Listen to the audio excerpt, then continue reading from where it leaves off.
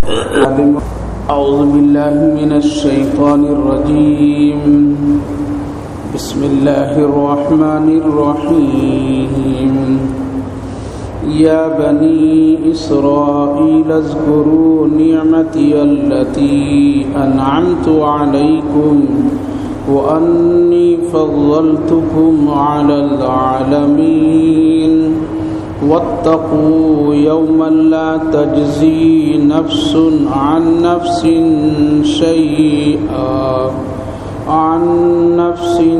شيئا ولا يقبل منها شفاعة ولا يؤخذ منها عدل ولا هم ينصرون. وَإِذْ نَجَّيْنَاكُمْ مِنْ آلِ فِرْعَوْنَ يَسُومُونَكُمْ سُوءَ الْعَذَابِ يُذَبِّحُونَ أَبْنَاءَكُمْ وَيَسْتَحْيُونَ نِسَاءَكُمْ وَفِي ذَلِكُمْ بَلَاءٌ مِّن رَّبِّكُمْ عَظِيمٌ. وَإِذْ فَرَقْنَا بِكُمُ الْبَحْرَ فَأَنْجَيْنَاكُمْ وَأَغْرَقْنَا آلَ فِرْعَوْنَ وَأَنْتُمْ تَنْظُرُونَ. وَإِذْ وَعَدْنَا مُوسَى 40 لَيْلَةً ثُمَّ اتَّخَذْتُمُ الْعِجْلَ من بعده وأنتم ظالمون. ثم عفونا عنكم من بعد ذلك لعلكم تشكرون. وإذا آتينا موسى الكتاب والفرقان لعلكم تهتدون. صدق الله العظيم.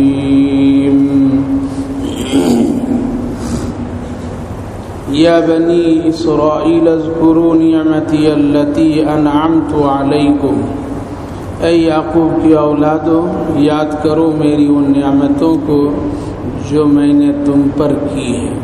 وانی فضلتکم علی العالمین، بے شک میں نے تم کو فضیلت بخشی تمام عالم کے لوگوں پر. واتقوا یوما لا تجزی نفس عن نفس شیئا، اور ڈرو اس دن سے جس دن کوئی نفس کسی کے بدلے میں کوئی کام نہیں آئے گا. ولا يقبل منها شفاعہ، اور نہ کسی کی سفارش قبول کی جائے گی. ولا يؤخذ منها عدل، اور نہ کسی کی طرف سے کوئی چیز قبول کی جائے گی. ولا هم ينصرون، اور نہ اس وقت کسی کی کوئی مدد کرنے والا ہوگا. بزرگوں اور دوستوں، اس سے پہلے جو آیت کریمہ گزری تھی جس میں اللہ تعالیٰ نے فرمایا تھا کہ تم سچے اور اچھے بنو، اس کے لیے تم نماز اور زکوٰۃ اور رکوع کرنے والوں کے ساتھ رکوع کرو، یعنی جماعت کے ساتھ نماز پڑھو. اور پھر فرمایا تھا تم اپنا عمل میں اچھی باتوں کا لوگوں کا حکم دو اور بری باتوں سے لوگوں کو روکو، اور قرآن کریم کی تلاوت کرو. اور تم میری مدد اور میری نصرت اور میری رحمت تم حاصل اس وقت کرو نماز کے ذریعے سے. اور نماز تو بہت ہلکی پھلکی ہوتی ہے، بہت آسان ہوتی ہے اللہ سے ڈرنے والوں کے لیے. اس کے بعد پھر اللہ نے فرمایا تھا ایک دن ایسا ہے جہاں ہم سے تمہاری ملاقات ہوگی اور تم ہماری طرف لوٹ کر کے آؤ گے. اب اس آیت کریمہ میں پھر اللہ تعالیٰ نے ان لوگوں کو یاد دلایا، ان لوگوں کے بجائے ہم کو اور آپ کو اللہ تعالیٰ نے یاد دلا کر کے اس طرف توجہ دلائی کہ تمہارے سے پہلے بھی کچھ ایسی قوم گزری ہے جس پر میں بہت ساری نعمتیں دی تھی اور ان کو عالم پر بڑی فضیلت بخشی تھی، لیکن ان کی یہ فضیلت اور ان کی یہ نعمتیں کچھ کام نہیں آئی. اور پھر وہ لوگ ہلاک کر دیے گئے، برباد کر دیے گئے۔ وجہ اس کی یہی تھی کہ وہ نافرمان بن گئے تھے، یعنی میری نعمتیں وہ کھاتے پیتے تھے اور میرا ناشکری کرتے تھے، میری بات کو مانتے نہیں تھے، میرے بات پر عمل نہیں کرتے تھے۔ پھر اللہ تعالیٰ نے فرمایا ایک دن وہ ہے جس دن سے تم کو ہم ڈرا رہے ہیں، وہ دن ایسا ہے اس دن کوئی بھی کسی کا کوئی بدلہ نہیں دے گا یا کوئی مدد نہیں کرنے والا ہوگا، اور ہر ایک انسان کا کیے ہوئے عمل کا اس دن سب کچھ چکایا جائے گا۔ اور کوئی آدمی کسی کی طرف سے چاہے گا کہ میں اس کی سفارش کر دوں تو سفارش بھی نہیں قبول ہوگی، اور کوئی آدمی چاہے گا کہ سونا اور کچھ چاندی اور دنیا کی کچھ دولت دے کر کے اللہ کو ہم اس وقت منا لیں تو وہ بھی قابل قبول نہیں ہوگی، اور اس وقت کسی کی مدد نہیں ہوگی۔ وہ دن قیامت کا دن ہے، وہ دن حشر کا میدان ہے، اور وہ دن ترازو اور ناپ تول کا عمل ہے۔ اس لیے اللہ تعالیٰ نے اس کی طرف ڈرا دیا اور توجہ دلا دیا، ایک دن آنے والا ہے ایسا، اس سے پہلے تم اپنے آپ کو اتنا مضبوط اور تیار کر لو تم کو وہاں کسی کی ضرورت نہ پڑے، تم اتنا اپنے خزانے عمل میں اتنا خزانہ جمع کر لو، اتنی نیکیاں جمع کر لو، اتنے تم اللہ کی مغفرتیں اور رحمتیں حاصل کر لو کہ کل تم وہاں محتاج کسی کا نہ بنو، کل وہاں تم کو کسی کی ضرورت نہ پڑے، کسی کے سامنے تجھے سوال کرنے کی ضرورت نہ پڑے، اور یہ افسوس نہ کرنا پڑے کاش کہ ایک چانس، ایک موقع اللہ ہم کو دے دے تو پھر ہم بہت ساری نیکیاں حاصل کر لیں۔ یہ سب چیزیں یہاں ہیں، اور دنیا کو اسی لیے اللہ نے دار العمل بنایا ہے، اور آخرت کا نام دار الجزا ہے۔ دنیا کا نام دوسرا دار العمل اور آخرت کا دوسرا نام دار الجزا، یعنی وہ بدلہ دینے کا دن ہے، مزدوری دینے کا دن ہے، اور اس دن بہت سارے لوگ امید میں ہوں گے آج ہماری نمازوں کا کیا بدلہ اللہ دے گا، آج ہمارے روزوں کا کیا اللہ بدلہ دے گا، ہمارے اس صبر پر جو ہم نے صبر خالص اللہ کے لیے کیا اور کسی کے لیے نہیں، آج ہم کو کیا بدلہ ملے گا۔ آج ہم وہ چپے اور خاموشی کے ساتھ جو چھپ کر کے نماز راتوں میں ہم نے جو پڑھا ہے، آج اس کا کیا اللہ بدلہ دے گا۔ ہم اپنی زبان کو ہلکی سے ہلا کر کے جو چلتے پھرتے سبحان اللہ کہا تھا اور جو بڑی بڑی فضیلتیں علماء کرام سے سنا تھا، آج کیا اس کا بدلہ ملے گا ہم کو؟ بہت سارے لوگ انتظار میں ہوں گے۔ جس طریقے سے مہینے کے 30 دن پورے ہو جاتے ہیں تو مزدور، ملازم، کام کرنے والے وہ انتظار میں ہوتے ہیں، اب ہم کو تنخواہیں ملے گی، اب ہم کو ہمارے کیے ہوئے عمل کا ہم کو وہ بدلہ دیا جائے گا، اور پھر ہم اس کے ذریعے سے خوشی منائیں گے، اچھے کام کریں گے، گھروں کو سجائیں گے، بچوں کو کھلائیں گے، کپڑے خریدیں گے، دنیا داری کی ساری چیزیں مہیا کریں گے۔ یہی تو ارادے اور تمنا۔ اسی طریقے سے اس وقت جنتی اور عمل کرنے والے لوگ اس عمل کا انتظار میں ہوں گے، کیا ملے گا مجھ کو، جیسا کہ اللہ نے وعدہ کیا ہے کہ ہم تمہارے کیے ہوئے اعمال کے بدلہ ہم تم کو دیں گے۔ تو پتہ چلا کہ کیا دے گا اللہ تعالی ہم کو، اور آپ کو معلوم نہیں ہے کہ سبحان اللہ کا کیا بدلہ ملے گا، ابھی ہم کو نہیں معلوم ہے اس قرآن پاک کی مجلس میں بیٹھنے کا اللہ ہم کو کیا بدلہ دے گا، ہم کو ابھی معلوم نہیں ہے ان جماعت کے ساتھ نماز پڑھنے کا بدلہ کیا معلوم ہوگا، پھر صرف ہم یہ سنتے ہیں کہ اللہ کچھ بدلہ دے گا، کیا ہوگا، وہ کس چیز کی شکل میں ہوگا۔ لہذا جب جنتی جنت ملے گی ان کو اور پھر وہ جنتی جنت میں چلے جائیں گے تو بہت سارے لوگ کہیں گے بدلہ مل گیا، نماز کا بدلہ مل گیا، ہم کو اپنے شرمگاہوں کی حفاظت کرنے کا بدلہ اللہ نے یہ جنت کی حوروں کے ذریعے سے بدلہ دے دیا مجھ کو، جو میں صبر کرتا تھا اور جو میں حرام کاموں کی طرف نہیں جاتا تھا اور صبر کر کے اپنے بھوک پیاس اپنی تکلیف کو برداشت کرتا تھا، آج اللہ اتنا بڑا بدلہ دیا کہ جنتی اوپر سے بیٹھ کر کے دیکھیں گے چاروں طرف تو ان کے ارد گرد 4 نہریں گھوم رہی ہوگی، کتنے 4 نہریں گھوم رہی ہوگی، اور وہ 4 نہر بھی کیسے، ایک دودھ کا ہوگا جو بالکل سفید ہوگا، خالص دودھ ہوگا، بہت ہی عمدہ ہوگا، اللہ اکبر، پورا نہر دودھ کا ملے گا۔ آج ایک پیالی چائے کتنے کی ملتی ہے؟ وہ بھی پورے دودھ کی نہیں ملتی، یعنی آدھے سے زائد پانی کی ہے۔ آدھے سے زیادہ پانی کی ہے، اور آج صحیح اور اصلی دودھ پینا مشکل ہے۔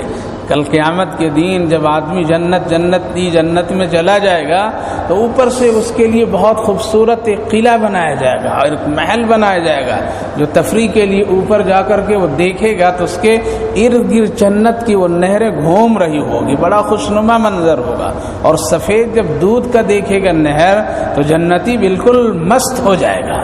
اور پھر اگر وہ طبیعت میں یہ چاہ لے کہ ہم پی لیں یہ کیسا ہوگا، اس کا ذائقہ کیسا ہوگا، یہ کتنا میٹھا اس میں ہوگا اور کیا اس کی کیفیت ہوگی، تو اللہ فرماتا ہے، نبی اکرم صلی اللہ علیہ وسلم نے ارشاد فرمایا ابھی وہ سوچ رہا ہوگا کہ وہ پوری نہر اس کے سامنے آ جائے گا، اور پھر اس کے ارد گرد باغات لہلہاتے ہوئے وہ ساری چیزیں ہیں، تو یہ کس کا بدلہ ہے؟ اس صبر کا بدلہ ہے جو روزہ اس نے رکھا، اس صبر کا بدلہ ہے جو اپنی زبان کو اور اپنی پیاس کو، اپنی خواہشات کو شراب پینے سے بچا رکھا ہے۔ آج اللہ تعالیٰ اس کو شراب طہور پلائے گا۔ آج وہ جو اپنے تمام کیفیتوں میں اپنی خواہشات کو اللہ کے لیے توڑ کر کے رکھ دیا ہے کہ ہم کچھ نہیں غلط کریں گے، اللہ کو ہم راضی کریں گے چاہے کچھ بھی ہو جائے، تو آج اس کے لیے یہ بدلہ ہے، یہ بدلہ ہے۔ پھر بھی ابھی پورا بدلہ نہیں ملا ہے، بلکہ ایک جنتی تو سمجھ لے گا کہ ہم کو مل گیا، نماز کا بدلہ مل گیا، روزے کا مل گیا، حج زکوٰۃ کا مل گیا، نیکی کا مل گیا، سبحان اللہ کا مل گیا، لیکن ابھی نہیں۔ اللہ فرمائے گا جاؤ جبریل جا کر کے پوچھو اور کچھ چاہیے، تو لوگ کہیں گے نہ کچھ بھی نہیں، ہو گیا، اس سے بڑی اور کیا چیز؟ تو اللہ فرمائے گا ابھی جو اہم بدلہ ہے اور سب سے قیمتی بدلہ ہے وہ تو ہم دیے ہی نہیں تم کو۔ جنتی پوچھیں گے ایک دوسرے سے وہ کیا ہے بتاؤ، تو نہر ہے، کھانا پینا ہے، یہ 70 جنت کی پاکیزہ بیویاں ہیں، اور یہ خوبصورت اور حسین محلات ہیں، اب کیا ہے بتاؤ، تو کہے گا مجھ کو بھی معلوم نہیں، مجھ کو بھی اس کی پتہ نہیں، خبر نہیں کیا ہے وہ بدلہ۔ تو حدیث پاک میں نبی اکرم صلی اللہ علیہ وسلم ارشاد فرمائیں گے جنتی جماعت کے ساتھ نکلیں گے، اور نکل کر کے وہ معلوم کریں گے، کوئی ہے ادھر پڑھا لکھا کوئی عالم مولوی، اس سے معلوم کریں گے۔ جب کوئی مسئلہ ٹکتا ہے تو کیا کرتے ہیں؟ مولوی صاحب یاد آتے ہیں، فون کرتے ہیں، مسئلہ پوچھتے ہیں یہ کیا ہوگا اس کا مسئلہ، تو وہاں بھی علماء کی تلاش میں ایک جماعت نکلے گی، دیکھیں کہاں ہے وہ عالم دین، اگر کوئی ہو تو پوچھ لو وہ اب کیا بدلہ اللہ دے گا۔ جنت دے دیا، گھر دے دیا، مکان دے دیا، بیویاں دے دی، کھانے پینے کی چیزیں دے دیا، حسین خوبصورت یہ منظریں سب کچھ ہے، خواہشات پر ساری چیزیں آ جا رہی ہیں، آخر وہ کیا ہے اب؟ تو ایک عالم دین اس وقت میں بھی کہے گا اور اس وقت مسئلے کا حل کرے گا، اور وہ جماعت کے ساتھ جو لوگ پہنچیں گے ان سے کہے گا ابھی تو جو اہم بدلہ ہے اور جو سب سے اچھا بدلہ ہے وہ اللہ بھی دیا نہیں ہے۔ تو لوگ پوچھیں گے کیا؟ تو عالم دین جو جنت میں ہوں گے وہ کہیں گے ابھی اللہ کا دیدار نہیں ہوا ہے، ابھی اللہ کا دیدار نہیں ہوا ہے، نماز کس لیے پڑھا تھا؟ اللہ کو دیکھ لیں کیسا ہے وہ میرا رب، کیسا ہے وہ میرا رب، لہذا ابھی وہ بدلہ نہیں ملا ہے۔ اچھا ہاں بالکل صحیح کہہ رہے ہیں مولوی صاحب، آپ مولوی صاحب بالکل آپ ٹھیک کہہ رہے ہیں، یہ تو ابھی ملا نہیں ہے۔ مولوی کی قیمت تو وہاں بھی جنت میں بھی ہے، مولوی کی قیمت وہاں بھی سمجھ میں آئے گی، لہذا فوراً سب لوگ آئیں گے اور کہیں گے ہاں اللہ کا دیدار ابھی نہیں ہوا ہے، اب اللہ دیدار کرے گا۔ رسول پاک سرور کائنات حضرت محمد الرسول اللہ صلی اللہ علیہ وسلم نے ارشاد فرمایا پھر ہفتے میں 15 دن میں اللہ رب العالمین کے جنتی دیدار کریں گے، مست ہو جائیں گے، رب کریم کو دیکھ کر کے جنتی مسرور ہو جائیں گے، اور پھر کہیں گے نہ اب یہ خوشی جنت کی حوروں میں ہے، نہ جنت کے باغات میں ہے، نہ جنت کی نہروں میں ہے، نہ جنت کے محلات میں ہے، بلکہ جو خوشی رب کائنات کی دیدار میں ہے اور کسی میں بھی نہیں ہے۔ تو میرے بھائی بزرگوں ایک دن تو وہ دن آنے والا ہے۔ آج یقین اگرچہ ہمارا کمزور ہو چکا ہے، آج یقین اگرچہ ہمارا بہت ہی بالکل نکما ہو چکا ہے، آج ہم یقین کے ساتھ کوئی عمل نہیں کر رہے ہیں، لیکن قرآن یہ کہہ رہا ہے وَاتَّقُوا يَوْمًا لَا تَجْزِي نَفْسٌ عَن نَفْسٍ شَيْئًا وَلَا يُقْبَلُ منها عدل ولا يؤخذ منها عدل ولا هم ينصرون. یہ بالکل پوری تفسیر ہے میرے بھائی بزرگوں کہ ایک دن ایسا آنے والا ہے اور ہر ایک نفس کو اس دن ایک دوسرے کا سامنا کرنا پڑے گا اور ہر ایک کا کیے ہوئے اعمال کا بدلہ دیا جائے گا. اس وقت لوگ کہیں گے ہماری کوئی بخشش قبول کر لیجیے, ہماری سفارش قبول کر لیجیے. اللہ فرماتا وَلَا هُمْ يُنصَرُونَ. نہیں اب تو قصہ ختم ہو چکا ہے. دارالعمل دنیا کو ہم نے بنایا تھا, یہاں تم سبحان اللہ کہہ دو, بالکل چھپ چھپا کر کے اللہ کے حوالے کر دو, ہم اس نیکی کو پہاڑ بنا دیں گے. اللہ کے یہاں کوئی مشکل نہیں. تو یہ دارالعمل ہے اور وہ کیا ہے؟ دارالجزا ہے. دارالجزا ہے, وہ بدلے کا دن ہے, بدلے کا وقت ہے. اس دن سے زیادہ صحابہ ڈرتے تھے, اس دن سے زیادہ صحابہ تڑپتے تھے, اس دن سے زیادہ صحابیات تڑپتی تھی. اسی بنیاد پر اپنی زندگی کا عیش و آرام کو قربان کر دیتی تھی. ہم کو نہیں چاہیے, وہاں چاہیے. تو اللہ رب العالمین نے اس دن کا تذکرہ کر کے ہم کو اور آپ کو بتا دیا ایک دن آنے والا ہے, اس کی تیاری کر لو. اس دن افسوس تجھے نہ کرنا پڑے. جیسے ایک سفر میں آدمی جا رہا ہے تو پوچھتا ہے بھائی کیا کیا میں لے کر کے جاؤں, کیا کیا میں لے کر کے جاؤں تاکہ مجھ کو وہاں کسی چیز کی ضرورت اور محتاج ہونا نہ پڑے. تو ایک ساتھی کہتا ہے میں پہلے جا کر کے آیا ہوں, پہلے جا کر کے آیا ہوں, وہاں ایسے کپڑے کی ضرورت ہے, وہ سرد علاقہ ہے, ٹھنڈی ہے, سردی ہے, اس لیے ذرا گرم کپڑے لے کر کے جاؤ تاکہ تم کو وہاں پریشانی نہ اٹھانا پڑے. لیکن ہائے افسوس کوئی جا کر کے اب آنے والا نہیں ہے, بلکہ آنے والوں سے پہلے ہمارے اور آپ کے آقا حضرت محمد الرسول اللہ نے خبر دے دی ہے, بتا دیا ہے کہ جانے کے بعد کو آنے والا نہیں ہے. جو کچھ میں کہہ رہا ہوں اس پر یقین کر لینا. تو اللہ کے پیغمبر صلی اللہ علیہ وسلم نے فرما دیا, اس پہ انتظار کیجیے اور اسی دارالعمل میں ہم اور آپ اپنی تیاری کر لیجیے. وَإِذْ نَجَّيْنَاكُمْ مِنْ آلِ فِرْعَوْنَ يَسُومُونَكُمْ سُوءَ الْعَذَابِ يُذَبِّحُونَ أَبْنَاءَكُمْ وَيَسْتَحْيُونَ نِسَاءَكُمْ وَفِي ذَلِكُمْ بَلَاءٌ مِّن رَبِّكُمْ عَظِيمٌ. وہ وقت بھی یاد کیجیے کہ جس وقت تم لوگوں کو ہم نے فرعون کے لوگوں سے نجات دے دیا, جبکہ وہ بہت برا عذاب کر رہا تھا, تکلیف دے رہا تھا. کیا تکلیف؟ یذبحون ابناءکم, تمہارے لڑکوں کو ذبح کر دیتا تھا. ویستحیون نساءکم, اور تمہاری لڑکیوں کو, عورتوں کو چھوڑ دیتا تھا. وفی ذالکم بلاء من ربکم عظیم, اور یہ تمہارے لیے بڑی آزمائش تھی تمہارے رب عظیم کی طرف, بڑی آزمائش تھی تمہارے رب کی طرف سے. اس آیت کریمہ کی تفصیل اور اس کا بیان اس طرح ہے میرے بھائیو بزرگوں کہ فرعون نجومیوں کو رکھا کرتا تھا اور نجومیوں کے ذریعے سے صبح ہی صبح اپنا جانچ کراتا تھا.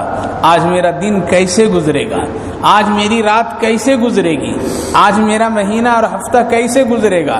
جب اس کے دلوں میں وہم اور اس طرح کی کیفیتیں ہوتی تھی تو اس طرح کے لوگوں کو رکھتا تھا. جیسے آج کے دور میں لوگ اپنے ہتھیلیوں کو کسی کو دکھا کر کے پوچھتے ہیں میرے ستاروں کی گردش بتا دیجیے, میرے ہاتھ کی لکیروں سے میری تقدیر بتا دیجیے. اسی طرح فرعون نجومیوں کو رکھتا تھا, کاہنوں کو رکھتا تھا, جو شیطان اس کو آ کر کے کچھ غلط سلط خبریں دے دیتا تھا اور وہ بتا دیتا تھا. تو کسی دن دکھاتے دکھاتے ایک نجوموں نے کہا کہ ایک بنی اسرائیل یعنی ان لوگوں میں سے ایک بچہ انہی میں سے پیدا ہوگا جو آپ کی پوری سلطنت خدائی کو ملیہ میٹ کر دے گا, ختم کر دے گا, آپ کی سلطنت کو چھین لے گا. کہا کہ اچھا ایسا, کہا کہ ہاں ایسا ہوگا. اب اس کو یقین ہو گیا, ہائے ہائے وہ کیسا خدا کہ جو ایک نجومی کی خبر پر بے چین ہو گیا, وہ جھوٹا خدا ہے. یہیں سے پتا چلا وہ جھوٹا خدا ہے جو ایک نجومی, ایک انسان, ایک کمزور انسان کی خبر سے وہ پریشان ہو گیا. تو اس نے کہا کہ اس کی تدبیر, کہا اس کی تدبیر ہی ہم بتائیں گے. تدبیر بتانے والا شیطان بتا رہا ہے. تدبیر یہ ہے کہ اسی سال وہ بچہ پیدا ہوگا, لیکن ابھی وہ بچہ ماں کے پیٹ میں نہیں آیا ہے, یا جو آ چکا ہے اس کو ابھی پتہ نہیں کون بنے گا وہ. اس لیے اس کا کام ایسا کرو, آنے والے بچوں کو آنے نہیں دو, اور جو آ گیا اس کو سب کو قتل کر دو. آگے بہت اچھا, یہ تو کام میرے لیے بہت آسان ہے, میں کر دیتا ہوں. لہذا وہ معصوم سے بچے جو اس سال کے آغاز میں پیدا ہوئے تھے، تقریباً 90,000 بچے تھے، سب کو قتل کر دیا، سب کی ماں کو گودوں سے چھین کر کے اس ظالم نے سب کو قتل کروا دیا، اور پھر مردوں کے لیے اور عورتوں کے لیے الگ الگ کیمپ لگا دیا، اور یہ تدبیر کیا اس نے کہ مرد 1 سال تک کے اپنی بیویوں سے الگ رہیں گے اور عورتیں 1 سال تک کے اپنی بیویوں سے الگ رہیں گی۔ جب مرد اور عورت نہیں ملاقات کریں گے تو بچہ کوئی ماں کے پیٹ میں نہیں آئے گا۔ یہ انسان کمزور ہے، ہم اور آپ بہت کمزور ہیں، اللہ کی تدبیر کے سامنے ہماری تدبیر کچھ بھی چل نہیں سکتی ہے۔ لہذا فرعون نے یہ آرڈر کر دیا کہ مرد ایک طرف رہیں، عورتیں ایک طرف رہیں، اور 90,000 بچوں کو کیا کیا؟ قتل کر دیا۔ خیر وہ فرعون تھا اس وقت، 90,000 بہت بڑی چیز۔ آج اس دنیا میں کتنے بڑے بڑے فرعون ہیں، صرف عراق میں 3 لاکھ بچے قتل کر دیے گئے۔ اس فرعون سے بھی بڑھ کر کے بڑا فرعون پیدا ہو گیا اس دنیا میں، اور اللہ کے پیغمبر فرماتے ہیں کہ دنیا میں اس طرح کے کتنے لوگ پیدا ہوں گے، اور میری زمین پر وہ لوگ اسی طرح کے گناہ عظیم کریں گے، لیکن ہم ان سے ایک دن بدلہ لیں گے۔ اور یہ قیامت کی علامتوں میں سے ایک علامت ہے کہ ظالم بادشاہوں کو میں مسلط کر دوں گا۔ جب تم میرے راہ راست سے ہٹ جاؤ گے اور میرے سے دوستی کو توڑ لو گے تو ایسا میں کروں گا۔ تو فرعون، وہ فرعون، موسیٰ کے وقت کا فرعون، کتنے بچوں کو قتل کیا؟ 90,000 بچوں کو قتل کیا۔ ہمارے اور آپ کے دور کے فرعونوں نے صرف عراق میں 3 لاکھ بچوں کو قتل کر دیا۔ افغانستان کو چھوڑ دیجئے اور سربیا کو چھوڑ دیجئے، فلسطین کو چھوڑ دیجئے، صرف عراق میں اتنی بڑی تعداد ہے کہ یہ تو بہت بڑا فرعون آیا اور گزر گیا ہے، لیکن اس کا بھی انجام کیا ہوگا وہ اللہ ہی جانتا ہے، ہم اور آپ نہیں جان سکتے ہیں۔ کب اس کی زمین پلٹے گی ہم کو اور آپ کو خبر نہیں ہے، یا اللہ اگر پلٹے گا نہیں تو انشاءاللہ اسلام کا انقلاب وہاں بپا کر دے گا۔ اور آج دیکھتے دیکھتے سن 10,000 میں 26 لاکھ مسلمان ہوئے ہیں لوگ۔ یہ کیا ہے؟ اللہ پلٹ دے گا، زمین پر اپنے بندوں کو، نیک لوگوں کو بسا دے گا، اور انہی کچڑوں میں سے اللہ جو گلاب کا پھول نکالتا ہے وہی اللہ ان یہودیوں سے اسلام کا کام بھی لے سکتا ہے۔ خدا کے لیے کوئی مشکل نہیں میرے بھائی بزرگوں۔ تو عرض یہ کرنا ہے کہ فرعون نے 2 مسئلہ بنایا، ایک تو 90,000 بچوں کو قتل کر دیا جو اس سال پیدا ہوئے تھے، اور عورتوں کو الگ کیمپ بنا دیا، مردوں کے لیے الگ کیمپ بنا دیا، کوئی مرد عورت سے نہیں مل سکتی، اور کوئی عورت مرد سے نہیں مل سکتی، مرد عورت سے نہیں مل سکتا، پابندی۔ لیکن انسان کمزور ہے، مردوں کی حفاظت کے لیے مردوں کو پہرادار ہی بنایا، ان میں سے 1 2 4 لوگوں کو مخصوص کیا۔ تم غور سے دیکھتے رہنا، پہراداری کرنا کہ کوئی مرد نکل کر کے عورتوں کو کیمپ میں نہ چلا جائے، اور ادھر عورتوں کے کیمپ میں بھی عورتوں کو کچھ نگراں بنایا کہ دیکھو کوئی عورت نکل کر کے مردوں کے کیمپ میں نہ چلی جائے، اسی لیے تم نگہبانی کرنا۔ ادھر حضرت موسیٰ علیہ السلام کے باپ پہراداری میں مقرر ہوئے، اور ادھر موسیٰ علیہ السلام کی والدہ عورتوں کے لیے مقرر ہوئی۔ ان دونوں میں ذرا ملاقات، آنا جانا ہے۔ یہ کیا؟ انسان کی کمزوری، انسان کی کمزوری ہے۔ ہم اور آپ سمجھتے ہیں بہت پڑھ لیا میں، بہت کچھ جان لیا میں، اب کون مجھ کو روک سکتا ہے؟ ارے ایک رات میں دماغ کا ایک رگ اللہ کس کا دیا، سارا کمپیوٹر فیل ہو جائے گا، ساری چیزیں تدبیریں ختم ہو جائے گی، پھر تم پاخانہ اور پیشاب کو بھی سلیقہ مندی سے نہیں کر سکتے ہو۔ یہ رگ اللہ نے دیا ہے، دماغ دیا ہے۔ آج تو ہم نے کمپیوٹر پر ایمان لایا، لیکن دماغ کا بنانے والے رب پر ایمان نہیں رکھنے جتنا ہم ان مشینوں پر ایمان رکھتے ہیں۔ تو میرے بھائیو بزرگوں، حضرت موسیٰ علیہ السلام کے والد اور حضرت موسیٰ علیہ السلام کی والدہ کبھی کبھی ملاقات کر لیتے تھے، دونوں آ کر کے اپنے دکھڑے سنا لیتے تھے۔ وجود میں آ گئے حضرت موسیٰ علیہ السلام، فرعون اطمینان ہے، کوئی بھی نہیں عورت مل رہی ہے۔ یہاں فرعون کی سب سے پہلی کمزوری کو اللہ نے ظاہر کیا، اور ظاہر کرنے کے بعد ایک وقت آیا کہ اسی کیمپ ابھی چل رہا ہے کہ حضرت موسیٰ علیہ السلام دنیا میں تشریف لے آئے، آنا تھا، اور ماں بڑی پریشان، اب کیا کریں؟ تو اللہ تعالیٰ نے فرمایا گھابرے مت ہو، ڈرو نہیں، جو خدا اتنے سنگین حالت میں تیرے بیٹے کو پیدا کیا ہے وہ اللہ بچانے کی بھی تدبیر رکھتا ہے، جاؤ جلدی سے ایک صندوق بنا لو۔ اللہ تعالیٰ نے وحی اتار دی اور وحی اس کے دلوں میں ڈالی، صندوق اتارو اور سمندر کے لہروں کے حوالے کر دو، دیکھو میں کیسے بچا لیتا ہوں۔ موسیٰ علیہ السلام کی ماں، ایک عورت کے کردار، ایک عورت کی ہمت، ایک عورت کا جذبہ، ایک عورت کی پرورش، ایک عورت کے اندر میں حوصلہ دیکھیے میری ماں بہنوں. گئی ہے اور جا کر کے ایک کارپینٹر سے بولی کہ ایک صندوق بنا دو، اتنا لمبا اتنا چوڑا اور اس کی افیت کی. دیکھو اس میں خیال رکھنا، ذرا چھوٹے چھوٹے سوراخ بھی بنا دینا تاکہ بچہ جب میں رکھوں تو اس میں کیا ہو، آنے جانے کی ہوا بھی رہے سانس لینے کے لیے. تو وہ کارپینٹر وہ سمجھ گیا، لگ رہا ہے کہ کوئی بچہ اس کو ہوا ہے اور یہ بچہ کو کہیں چھپانا چاہتی ہے، ڈالنا چاہتی ہے. اسی لیے اس نے ادھر انعام کا اعلان ہوا ہے، اگر کوئی ایک بچہ بھی کسی کو خبر میں آ جائے کہ پیدا ہوا ہے اور وہ خبر اگر فرعون کو آ کر کے دے دیا تو ڈھیر سارا انعام دیں گے. آج دے رہے ہیں نا فرعون لوگ انعام، پکڑ دو اس کو اتنے $1,000,000 انعام. اللہ اکبر. ارے پکڑنے والا اوپر بیٹھا ہے، اس وقت تو کیا انعام دے گا؟ جس وقت اسرائیل آئیں گے اور تیری روح کو نکالیں گے کیا انعام دو گے؟ وہ پکڑنے والا ایک وقت مقرر کر رکھا ہے، وہ ٹائم دے دیا ہے، اس وقت سب کو جانا ہے، ظالم اور مظلوم سب کو ختم ہونا ہے. لہذا وہ آدمی بڑی ہوشیاری سے انعام لینے کے لیے فرعون کے دربار کی طرف بڑھا اور جا کر کے درباریوں سے کہا، میں خدا سے، فرعون سے، بادشاہ سے میں ایک خاص بات کی خبر دینے کے لیے آیا ہوں، اس لیے مجھ کو اندر جانے دو. لوگوں نے چھوڑ دیا اور اندر جب گیا ہے فرعون سے کہنا چاہ رہا ہے کہ ایک صندوق بنانے کے لیے ایک عورت آئی ہے اور ایسی کیفیتیں ہیں، لیکن وہاں خاموش، زبان بند ہو گئی، بول نہیں پا رہا ہے. ہزاروں کوشش کرتا ہے بولنے کے لیے لیکن بول نہیں رہا ہے، زبان چلتی نہیں ہے، وہ زبان رک گئی. فرعون کہا کہ ہٹ جاؤ، کیسے آدمی کو لائے میرے دربار میں، نکالو اس کو، باہر کرو. لوگوں نے باہر کیا اور دروازے سے جو ہی باہر ہوا بولنے لگا. فوراً پھر کہا کہ بھائی جانے تو میں خبر نہیں دے سکا، اب میں بتا دوں. پھر وہ اندر سے باہر، باہر سے اندر پھر آیا. فرعون پوچھ رہا ہے بولو، لیکن وہ پھر کچھ نہیں بولتا ہے. ایک ایک لمحے میں زبان کھلتی ہے اور ایک ایک لمحے میں زبان بند ہو جاتی ہے. پھر اس کو کہا گیا اس کو نکالو، یہ بیوقوف پاگل دیوانہ ہے، کیسے تم لوگ اس کو آنے دیا. پھر وہ گیٹ سے جب باہر ہوا تو پھر بولنے لگا.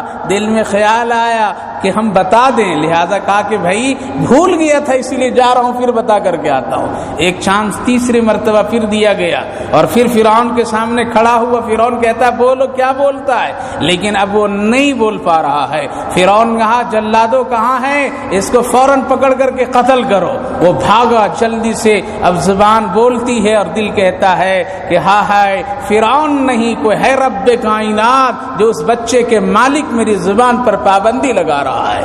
اور وہ سیدھے جاتا ہے اور بالکل خاموشی سے صندوق کو تیار کر دیتا ہے. اس کو کیا کہتے ہیں؟ خدا کی تدبیر کہتے ہیں. وَمَكَرُوا وَمَكَرَ اللَّهُ وَاللَّهُ خَيْرُ الْمَاكِرِينَ. ارے تم ایک تدبیر کرتے ہو، تیرا پیدا کرنے والا بہترین تدبیر کرتا ہے. تم بھاگنا چاہتے ہو، اللہ تجھے پکڑنا چاہتا ہے. تم سجدے سے انکار کرنا چاہتے ہو، اللہ تجھے سجدے میں جھکانا چاہتا ہے. تم توبہ سے فرار ہونا چاہتے ہو، اللہ تجھے توبہ کی توفیق دینا چاہتا ہے. اللہ رب العالمین تو بڑی اچھی تدبیر کرنے والا. میرے بھائیوں، میرے بزرگوں، میرے نوجوانوں، ماں بہنوں، اسی لیے اپنی تدبیر کو کمزور سمجھو، اپنی ارادے کو بہت کمزور سمجھو، بلکہ اللہ بڑی طاقت والا ہے. بنا دیا جلدی سے آ کر کے اور بغیر کسی مزدوری کے حوالے کر دیا. سمجھ گیا یہ ہے کچھ معاملہ، اس کی نگہبانی کرنے والا کوئی اور ہے، اور یہ ہے عورت کوئی باکمال. اس کا تعلق کسی انسان سے نہیں بلکہ اس کا تعلق رب کائنات سے. پتہ چلا کہ ایک عورت اگر اپنے آپ کو اللہ کے سپرد کر دے تو زمین بھی اس کی، آسمان بھی اس کا، زمین کی تمام چیزیں اس کی ہے. وہ جس طرح سے چاہے گی اللہ کو منا لے گی، جس طرح سے چاہے گی جب اپنے گھر پر اللہ کی رحمت کو بالکل اتار لے گی بارشوں کی طرح. لیکن ایک عورت ہو تو ویسی، ایک عورت اپنے تعلق کو اللہ سے اتنا تو جوڑ دے اور اپنے رب سے اتنے تعلق تو بنا لے، انشاءاللہ ضرور وہ کام ہو سکتا ہے. لہذا حضرت موسیٰ علیہ السلام کی والدہ ڈرتے ڈرتے آئی اور صندوق کے بارے میں پوچھتی ہے کیا تیار؟ کہا کہ ہاں یہ تیار ہے، لے کر کے جاؤ. مزدوری کہا کہ نہیں چاہیے مجھ کو. وہ دینے کی پوری کوشش کرتی، وہ لینے کا انکار کرتا ہے. ہائے ہائے کون ہے اتنے جلدی سنگ دل انسان کا دل بدلنے والا؟ کون ہے اتنے جلدی اس خبری دینے والے کو اتنا نرم کر دینے والا؟ کون ہے اس عورت کی خبر دینے والے کو اتنے جلدی اس کے اس عورت کے ہمدرد بنا دینے والا؟ کون کیا ایسا؟ کبھی سوچا؟ یہ کرنے والا اللہ کی ذات ہے، وہ خاموش انقلاب لاتا ہے، کب دلوں کو پلٹ دے، کب دلوں کو جوڑ دے، کب دلوں کو توڑ دے، کب ہم کو نرم کر دے، کب ہم کو گرم کر دے، کب ہم کو سخت کر دے۔ یہ سارا دل کا الٹنا پلٹنا کس کے قبضے میں؟ اللہ کے قبضے میں ہے۔ اس لیے حضرت نبی اکرم صلی اللہ علیہ وسلم دعا کرتے تھے، اے میرے پروردگار، میرے دلوں کو اپنی اطاعت کے لیے پلٹ دیا کیجیے، پلٹ دیجیے میرے دل کا۔ آپ دل کا مالک ہیں، یا مقلب القلوب علی طاعتک، اے میرے رب اپنی اطاعت کے لیے میرے دلوں کو پلٹ دیجیے۔ اگر میری طبیعت میرا دل نماز کو لیے نہ چاہے، بنا دیجیے نمازی والا دل، بنا دیجیے سچ بولنے والا دل، بنا دیجیے خیر خواہی کا دل، بنا دیجیے درود پڑھنے والا دل، بنا دیجیے استغفار پڑھنے والا دل، بنا دیجیے محبت سچی رکھنے والا دل، ایسا بنا دیجیے۔ لہذا اتنے جلدی جو انقلاب آیا کون کیا؟ اللہ کیا۔ لیتی ہے اور لے جا کر کے ہائے ہائے کیسی ماں، کیسی ماں، اور کس قدر حالات ان کے سامنے، لیکن ایک عورت اپنے آپ کو کس کے حوالے کر دی ہے؟ اللہ کے حوالے کر دی ہے۔ اسی لیے لوگ کہتے ہیں حضرت موسیٰ علیہ السلام کی ماں بھی وہی عمل کر رہی ہے جو ایک وقت پر ہاجرہ اسماعیل کے لیے کر رہی ہے۔ ہاجرہ اپنے چلتے پھرتے بیٹے کے لیے کیا دیتی ہے؟ چھری دیتی ہے اور رسی دیتی ہے شوہر کو، لیکن موسیٰ کی ماں تو ایسے حالات میں سمندر کے حوالے کر دیتی ہے۔ یہ بھی ایک بڑی قربانی ہے، لا کر کے رکھتی ہے اور آنکھ سے آنسو کے قطرے گراتی ہے۔ ماں کا ایک ممتا ہے میرے بھائیو بزرگوں، اور یقیناً ماں تو وہی ماں ہوتی ہے جو بچوں سے محبت کرنے والی ہو گئی لڑائی، ایک بچہ اور دو عورت دعوے دار، کیا ہوئے؟ ایک بچہ اور دو عورت دعوے دار۔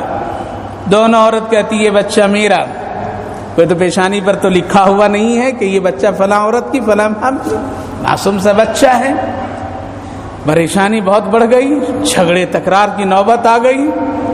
حضرت امام ابو حنیفہ رحمۃ اللہ علیہ کی خدمت میں مقدمہ، حضرت آپ کے علاقے میں ایک ایسا واقعہ رونما ہو گیا ہے، جھگڑے ہو رہے ہیں، بچہ ایک ہے، دو عورت دعوے دار ہے، کیسے فیصلہ کیا جائے؟ یہ بھی کہتی یہ میرا بچہ، یہ بھی کہتی میرا بچہ، کس کو دیا جائے؟ اگر اس کو دے دیا جائے خدا نخواستہ اس کا ہو، اگر اس کو دے دیا خدا نخواستہ اس کا ہو تو نا انصافی ہوگی۔ اس پیچیدہ مسئلے کا حل کیسے ہے اور کیا کریں؟ اب ڈھونڈو قرآن میں، کہیں اللہ نے نہیں بتایا ہے۔ پورے قرآن اٹھا کر کے دیکھیے کہ اگر ایسا ہو جائے تو کیا مسئلہ عمل میں لایا جائے۔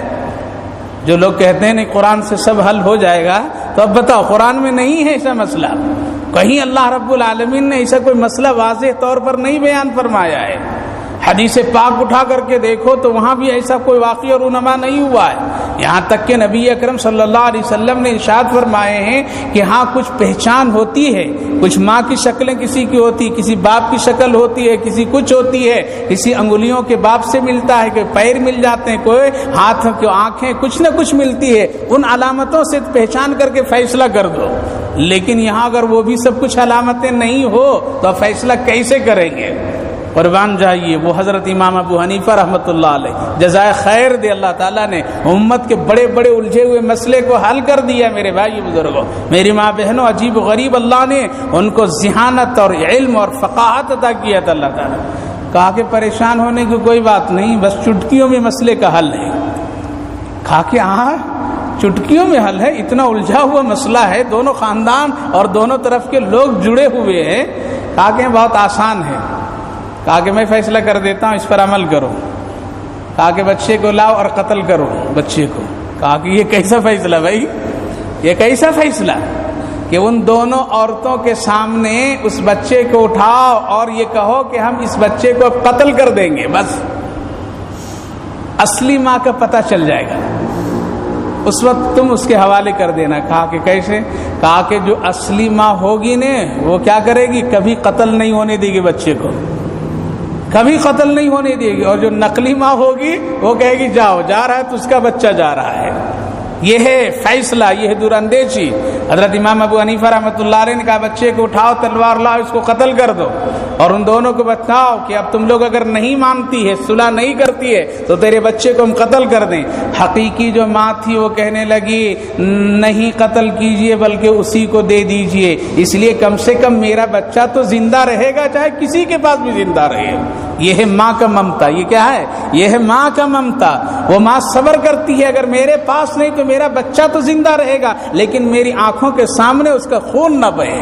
حضرت نبی اکرم صلی اللہ علیہ وسلم کی خدمت میں لوگوں نے شکایت کی، آ کر کے عرض کی یا رسول اللہ، علقمہ کلمہ نہیں پڑھ پا رہا ہے، روح نکلنے والی ہے، کیا کیا جائے؟ اللہ کے رسول نے فرمایا کیا وجہ ہے؟ کہا کہ شاید ماں اس سے ناراض ہے۔ کہا کہ اچھا آ رہا ہوں۔ نبی تشریف لے جاتے ہیں، ماں کو بلاتے ہیں، اے بلال جاؤ ذرا جلدی سے لکڑیاں لے آؤ یہاں پر، اور لاؤ جلدی سے میں اس میں آگ لگاؤں، اور علقمہ کو اس کی ماں کے سامنے آگ میں ڈال دوں تاکہ وہ جلے ان کی نگاہوں کے سامنے۔ ماں کہنے لگی یا رسول اللہ، میرے بچے کو، میرے بیٹے کو آگ میں مت ڈالیے۔ کہا کہ اگر اس آگ سے تم ڈرتی ہے تو جہنم کی آگ اور خوفناک ہے، اس لیے فوراً معاف کرو، ورنہ تیرا بیٹا بغیر کلمہ پڑھے دنیا سے چلا جائے گا۔ فوراً ماں راضی ہوتی ہے، معاف کرتی ہے۔ تو میرے بھائیو بزرگوں، حقیقی جو ماں ہوگی وہ تڑپ جائے گی، حقیقی ماں جو ہوگی اس کا دل پسینہ پسینہ ہو جائے گا۔ لہذا حضرت امام ابو حنیفہ رحمۃ اللہ علیہ نے تلوار اٹھا کر کے فیصلے بتا دیے اور ایسا عمل کا اعلان کیا گیا۔ تو حقیقی جو ماں تھی وہ کہنے لگی دے دیجئے اسی کو تاکہ میرا بچہ کسی حال میں بھی زندہ ہی رہے گا۔ لیکن وہ عورت دینے کے لیے تیار نہیں ہوئی جو نقلی ماں تھی۔ حضرت امام ابو حنیفہ رحمۃ اللہ علیہ نے فرمایا اب اس عورت کو بچہ دے دو، اس لیے کہ یہ اس کے حقیقی ماں ہے اور یہ نقلی ماں ہے، اس لیے اس ماں کے دل بچے کی طرف ہے اور اس کا نہیں ہے۔ لوگوں نے بتلایا، اور پھر جب اس عورت سے صحیح طور پر میں اب پوچھا گیا تو وہ عورت اقرار کرتی ہاں ہاں یہ بچہ میرا نہیں ہے، یہ بچہ اسی کا ہے، ہم نے چوری کر کے لے آیا تھے۔ تو میرے بھائیو بزرگوں، ایک ماں ہے، اس کا دل تو یہ ہوتا، لیکن خداوند قدوس بار بار تسلی دے رہا ہے تم ڈالو، لوٹا بھی دینا میرا کام ہے، بچانا بھی میرا کام ہے۔ میں ایک کام نہیں کروں گا بلکہ بچے کو بچاؤں گا بھی اور بچے کو پھر تیری طرف لوٹاؤں گا بھی۔ ڈالو تم موسیٰ کی ماں صندوق میں ڈال دیتی ہے، اور تہجد کے وقت جا کر کے دریائے نیل یا دریائے دجلہ یا بحر قلزم، کہتے ہیں بحر قلزم میں حضرت موسیٰ علیہ السلام کی ماں اندھیرے میں حوالے کر دیتی ہے۔ بیٹی کو کہتی پیچھے پیچھے ذرا چلو کنارے کنارے، بیٹی چلتی ہے، اجالا ہوتا ہے، فرعون اپنے محل سے دریا میں تفریح کے لیے نظریں ڈالتا ہے، آسیہ بھی سامنے ہے۔ اس وقت میں فرعون نے کہا لگ رہا ہے ایک صندوق آ رہا ہے، آسیہ بھی کہتی ہاں ہاں ایک صندوق آ رہا ہے، لگ رہا ہے اس میں کوئی بچہ لوگ ڈال دیا ہے، اسی لیے صندوق اسی طرح سے آ رہا ہے۔ فرعون یہ کہتا ہے، آسیہ کہتی ہے اگر بچہ ہے تو بڑی خوشی کی بات ہے، ہم تم بے اولاد ہو، چلو ایک اولاد ہم کو مل جائے گی۔ لیکن اس صندوق کو جب اٹھایا گیا اور کھولا گیا، کھولنے کے بعد حضرت موسیٰ علیہ السلام بڑے حسین اور خوبصورت چہرے کے ساتھ نکلتے ہیں، لیکن فرعون کو نہیں دیکھتے، آسیہ کو دیکھتے ہیں۔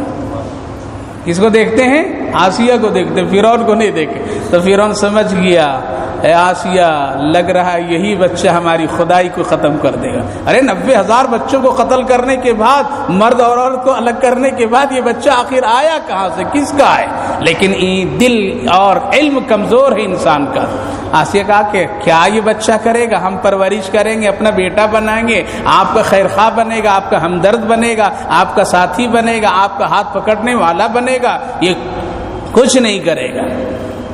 فرعون تو لے جاتا ہے میرے بھائی بزرگوں، اور 100 سے زیادہ عورتوں کو بلاتا ہے، دودھ پلاؤ۔ اس وقت ڈبے کے دودھ نہیں چلتے تھے، اگر ڈبے کا دودھ کا زمانہ ہوتا تو پھر موسیٰ علیہ السلام کی ماں نہیں آتی، بلکہ اس دور میں ماں یعنی عورت دودھ بچے کو پلاتی تھی۔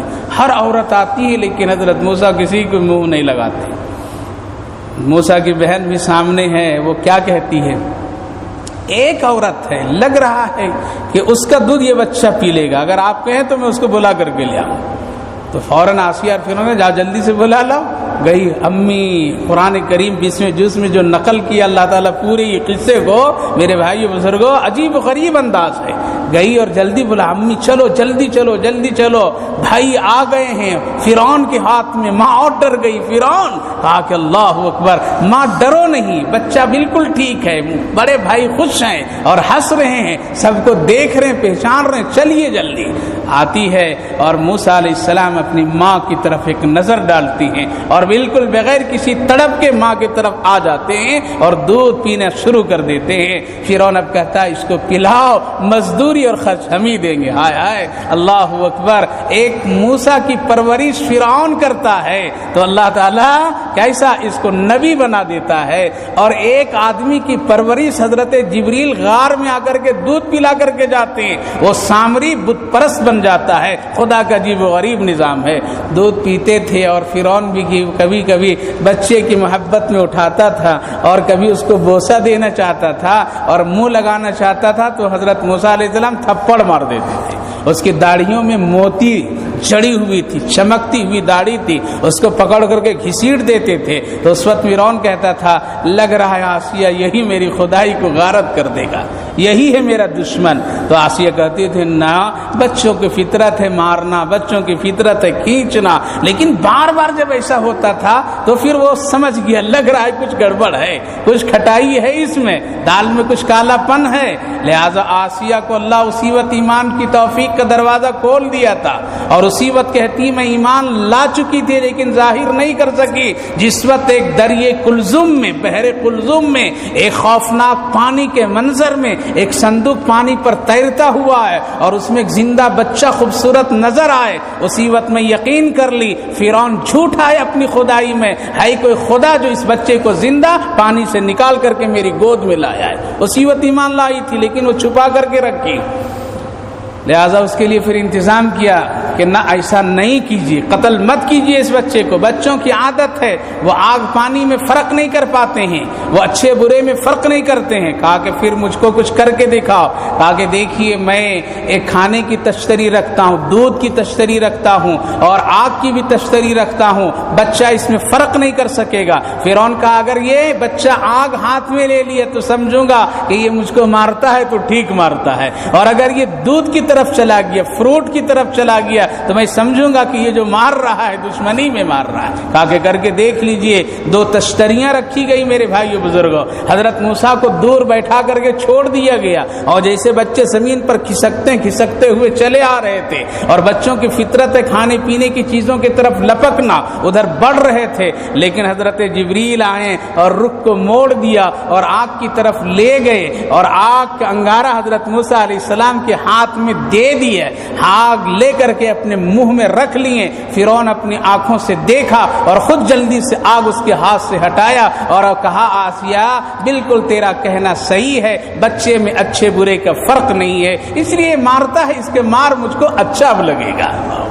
دیکھو خدا یہاں بھی دکھایا, جب یہ آگ لیے تھے نا تو ہاتھ کی ہتھیلی جل گئی اور زبان بھی جل گئی. اسی لیے زبان جب جلی تو یہ بول نہیں پاتے تھے صحیح, توتلا ہو گئے تھے اور الفاظ صحیح نہیں بول پاتے تھے, اور یہ ہتھیلی کالا اور داغدار ہو گیا تھا. تو اللہ تعالیٰ نے جب ان کو نبی بنایا تو کیا کیا, اس وقت دعا کیے تھے رب اشرح لی صدری ویسر لی امری واحلل عقدۃ من لسانی یفقہوا قولی. اے میرے پروردگار میں بول نہیں پاتا ہوں, ایسی بولی ایسی زبان دے دیجئے جو میری زبان صاف اور سننے والا سمجھ جائے. تو اللہ تعالیٰ نے زبان صحیح کر دیا. اور ہتھیلی یہ جو کالا پڑ چکا تھا اور اس میں دھبے تھے تو اللہ تعالیٰ نے فرمایا اگر کوئی تمہاری اس ہتھیلی کو دیکھنا چاہے تم دکھانا تو یہ ہتھیلی روشن اور نور نظر آئے گا اس کو.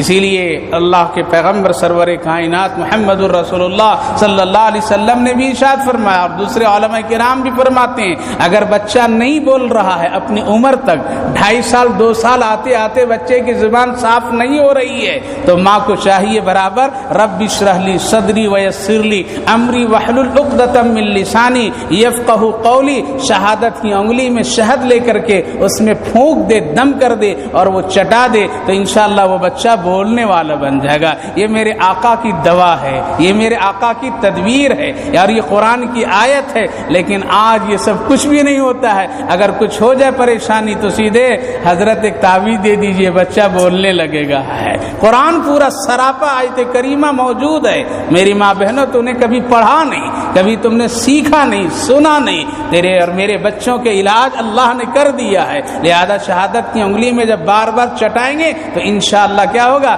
بچے کی یہ زبان کھل جائے گی۔ حضرت موسیٰ علیہ السلام پرورش پائیں، اسی کی طرف اللہ نے اشارہ کیا، وَيَسْتَحْيُونَ نِسَاءَكُمْ وَفِي ذَلِكُمْ بَلَاءٌ مِّن رَبِّكُمْ عَظِيمٌ وَإِذْ فَرَقْنَا بِكُمُ الْبَحْرَ، پھر ہم نے تم کو فرق کیا اور ایک سمندر کے حصے کا راستہ بنا دیا، فَأَنْجَيْنَاكُمْ وَأَغْرَقْنَا، اور پھر ہم تم کو نجات دے دیا اور فرعون والوں کو ڈبا دیا۔ اے موسیٰ، اس وقت تم اس کو ڈوبتے ہوئے دیکھ رہے تھے اور ہم نے تم سے وعدہ کیا 40 رات کے لیے آ جاؤ میرے پاس، ہم تم کو تورات دیں گے، تم کو کتاب دیں گے، لیکن تمہاری قوم نافرمان ہو گئی اور اتنے 40 دنوں میں بگڑ کر کے وہ بچڑے کو خدا بنا لی۔ ثم عفونا عنکم، پھر بھی ہم نے معاف کیا تم کو، اس کے بعد بھی تاکہ تم شکر گزار بندہ بن جائے۔ اللہ اکبر۔ اللہ تعالیٰ نے بہت احسانات کا معاملہ فرمایا ہے۔ آج بھی ہمارے اور آپ کے اوپر اللہ بہت مہربان ہے۔ اگر مہربان نہیں ہوتا تو سوچ کر کے دیکھیے، سونے سے پہلے اور جاگنے کے بعد ذرا سوچ لیجئے کتنا ہم اللہ کے کام کر رہے ہیں اور کتنا ہم اپنے آپ کو کام کر رہے ہیں۔ اگر فرق ہے تو وہاں فرق کر لیجئے، اگر اللہ کی مہربانی نہیں ہوتی تو نہ زبان کھلتی بلکہ اسی طرح بند ہو جاتی جس طرح موسیٰ کی مخبری کرنے والی کی زبان بند ہو جاتی تھی، آنکھیں بند ہو جاتی، دل رک جاتا، ہم تڑپ جاتے۔ لیکن اللہ بہت بڑا مہربان ہے، ہمارے اور آپ کی گناہوں کو بخشنے والا ہے۔ اللہ ہم سبوں کی سمجھ کی توفیق عطا فرمائے۔ آگے آنے والی آیت ہے جس میں اللہ تعالیٰ نے فرمایا 40 دن میں حضرت موسیٰ علیہ السلام کو کتاب کیوں دی گئی۔ وہی واقعہ ہمارے آقا حضرت محمد الرسول اللہ کو 40 دن اعتکاف کرنے کے بعد قرآن کریم اللہ نے عطا فرمایا۔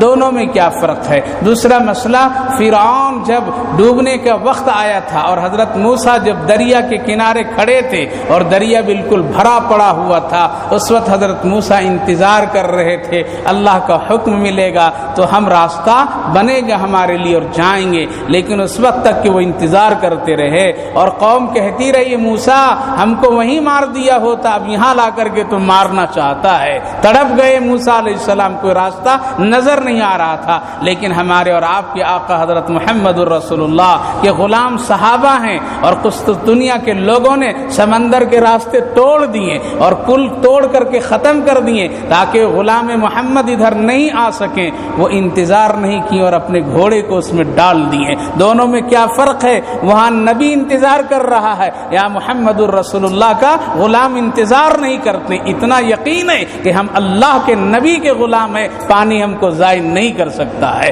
ہوا ہم کو ہلاک نہیں کر سکتی ہے، طوفان ہم کو برباد نہیں کر سکتی ہے۔ دونوں میں کیا فرق ہے؟ اگر ایمان رکھتے ہیں تو سنیے، انشاءاللہ ایمان میں تازگی پیدا ہوگی۔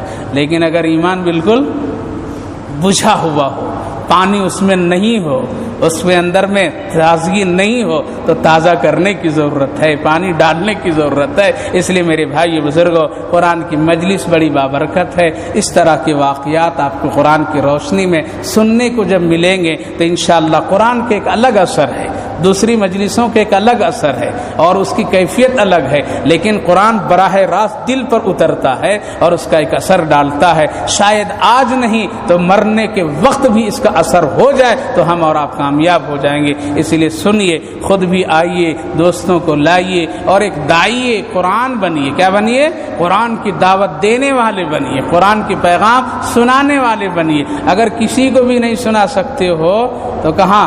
گھر میں بھی نہیں سنا سکتے ہو، پورے گھر کے باہر کی ہسٹوری پورے سنا دیں۔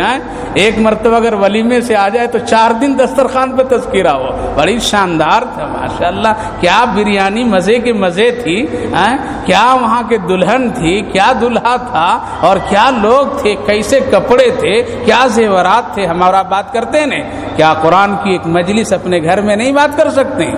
اپنے گھر کی عورتوں کو نہیں سنا سکتے ہیں؟ اگر اپنی بیوی کو بھی نہیں سنا سکتے ہیں تو پھر کہیں نہیں سنا سکیں گے آپ۔ سنائیے اپنے گھروں میں، اپنے بچوں کو سنائیے، دسترخوان پر بیٹھ کر کے سنائیے اللہ کتنا بڑا ہے اور کس قدر ہے، اللہ کا ذکر کیجیے، انشاءاللہ ایمان میں تازگی آئے گی اور قرآن کا اثر دل پر ہوگا۔ اس لیے کیا بنیں گے؟ دائی بنیں گے انشاءاللہ۔ بلا کر کے لائیے، دوستوں کو لائیے اور اپنے موبائل میں میسج کیجیے، بھیجیے۔ آج بسم اللہ شاہ مسجد میں عشاء کے بعد میں تفسیر قرآن ہے، شاید اگر 10 لوگوں کو بھیجیں گے، برابر بھیجیں گے تو کبھی کس کے دل میں اللہ توفیق ڈال دے گا، ارے دیکھیں کیا ہے وہ چیز۔ اگر ایک آ گیا تو اللہ توفیق دے دے گا۔ ایسا عمل کریں، ایسا داعی بنے، انشاءاللہ بہت فائدہ ہوگا۔ اللہ ہم سبوں کی سمجھ کی توفیق عطا فرمائے۔ اللہم صلی علی سیدنا نبینا حبیبنا مولانا محمد وبارک وسلم علیہ۔ اللهم ربنا آتنا في الدنيا حسنة وفي الآخرة حسنة وقنا عذاب النار۔ اے اللہ آپ ہی ساری کائنات کا پروردگار ہیں، سب کا پالنہار ہیں، رب کریم ہیں، رب ذوالجلال ہیں۔ اے اللہ آپ سے بڑا کوئی نہیں، آپ سے کوئی بڑا نہیں۔ ہم آپ کے بندے ہیں اور آپ ہم سب کے معبود ہیں۔ ہم آپ کے سجدہ کرتے ہیں، آپ سب کے مسجود ہیں۔ ہم سب محتاج ہیں، آپ سب کے رزاق ہیں۔ اے اللہ ہم سب گنہگار ہیں، آپ سب کو معاف کرنے کی طاقت رکھتے ہیں۔ اے اللہ ہم سبوں کے گناہوں کو معاف فرما دیجیے، چھوٹے بڑے گناہوں کو درگزر فرما دیجیے، آئندہ اس سے بچنے کی توفیق عطا فرمائیے۔ اے اللہ اس مجلس قرآن کو بھی حد قبول فرمائیے۔ جتنے بھائی بزرگ نوجوان بچے ماں بہنیں حاضر ہیں اللہ سب کے آنے کو قبول فرمائیے، سننے کو قبول فرمائیے، کہنے کو قبول فرمائیے، عمل کی توفیق عطا فرمائیے، آخرت کے لیے نجات کا ذریعہ بنا دیجئے، دنیا کے لیے خیر و برکت کا ذریعہ بنائیے۔ اے اللہ ہماری زندگی میں قرآن پڑھنا، سیکھنا، سمجھنا یہ سب آسان کر دیجئے۔ اے اللہ دنیاوی پریشانیوں سے سارے بھائی بہنوں کی حفاظت فرمائیے۔ جن جن لوگوں کی جو مشکلات ہیں، جو معاملات ہیں، کوئی روزی کے لیے پریشان ہے، کوئی کاروبار کے لیے پریشان ہے، کوئی گھریلو زندگی سے پریشان ہے، کوئی اپنی بچیوں کی شادی اور نکاح کے لیے پریشان ہے، اے اللہ ساری بھائی بہنوں کی